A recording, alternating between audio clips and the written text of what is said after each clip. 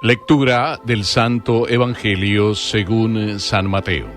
Se presentó Juan el Bautista proclamando en el desierto de Judea: conviértanse porque el reino de los cielos está cerca. A él se refería el profeta Isaías cuando dijo: una voz grita en el desierto, preparen el camino del Señor, allanen sus senderos. Juan tenía una túnica de pelos de camello y un cinturón de cuero y se alimentaba con langostas y miel silvestre. La gente de Jerusalén, de toda la Judea y de toda la región del Jordán iba a su encuentro y se hacía bautizar por él en las aguas del Jordán, confesando sus pecados. Al ver que muchos fariseos y saduceos se acercaban a recibir su bautismo, Juan les dijo: raza de víboras, ¿quién les enseñó a escapar de la ira de Dios que se acerca? Produzcan el fruto de una sincera conversión, y no se contenten con decir: tenemos por padre a Abraham, porque yo les digo que de estas piedras Dios puede hacer surgir hijos de Abraham. El hacha ya está puesta a la raíz de los árboles. El árbol que no produce buen fruto será cortado y arrojado al fuego. Yo los bautizo con agua, para que se conviertan. Pero aquel que viene detrás de mí es más poderoso que yo, y yo ni siquiera soy digno de quitarle las sandalias. Él los bautizará en el Espíritu Santo y en el fuego. Tiene en su mano la horquilla y limpiará su era. Recogerá su trigo en el granero y quemará la paja en un fuego inextinguible. Palabra del Señor.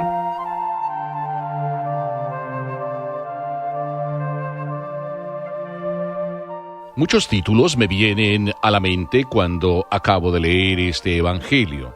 Por ejemplo, aquel de aquella madre que, trayendo a su hijo a bautizar, me decía: Padre, yo ahora quiero darle ese regalo a mi hijo, que sea hijo de Dios. Hasta ahora es mi hijo, pero ahora quiero que sea hijo de Dios. Pero también me viene a la mente ese otro título: allanemos el camino. Pero voy a darle otro título, así como más sencillo: no vale ser hijos de Dios, sino vivir como hijos de Dios.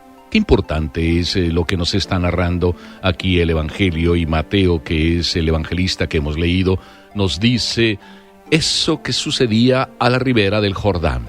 Juan bautizaba y proclamaba en el desierto de Judea: conviértanse porque el reino de los cielos está cerca.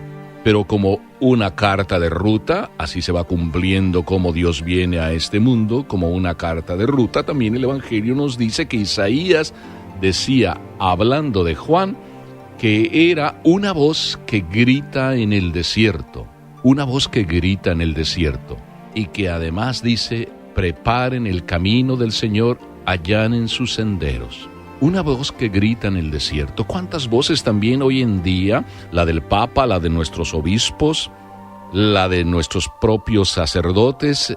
Es una voz que grita en el desierto.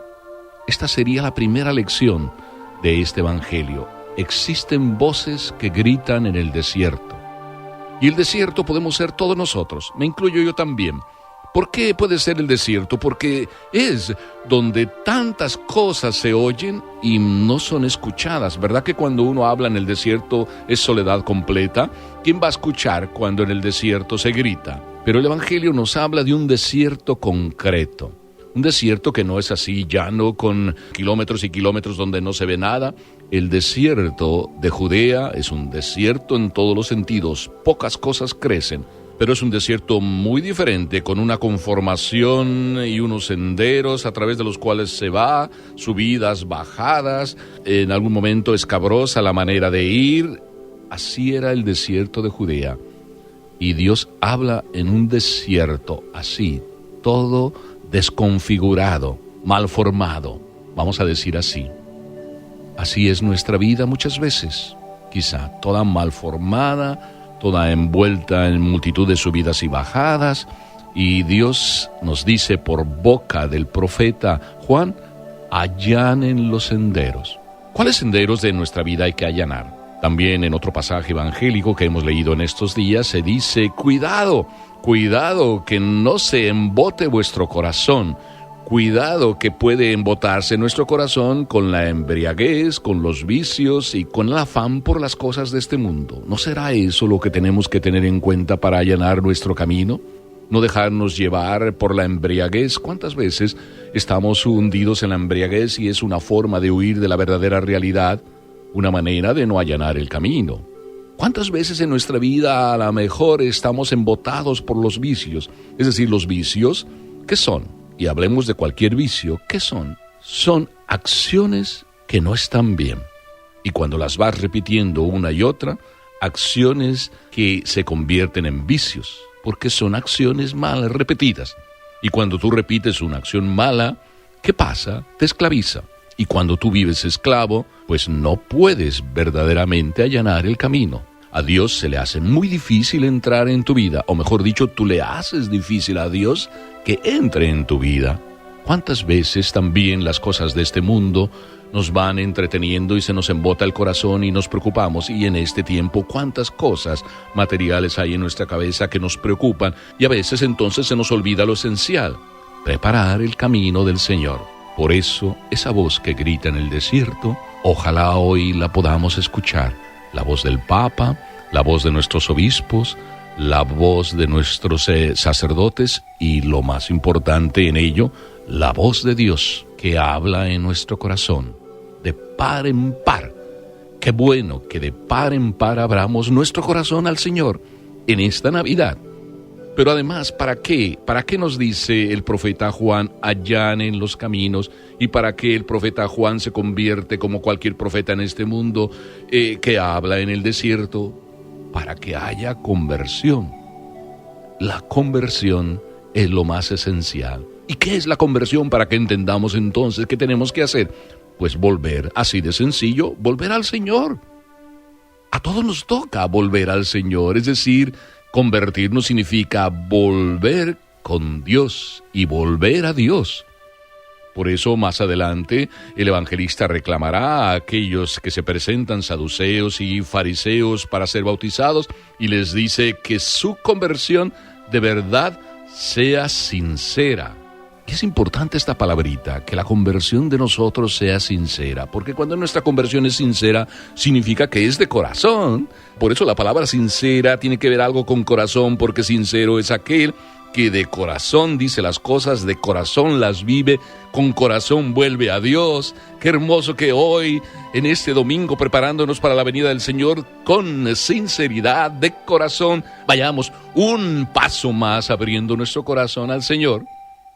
De corazón, para luego terminar en dar frutos verdaderos de conversión.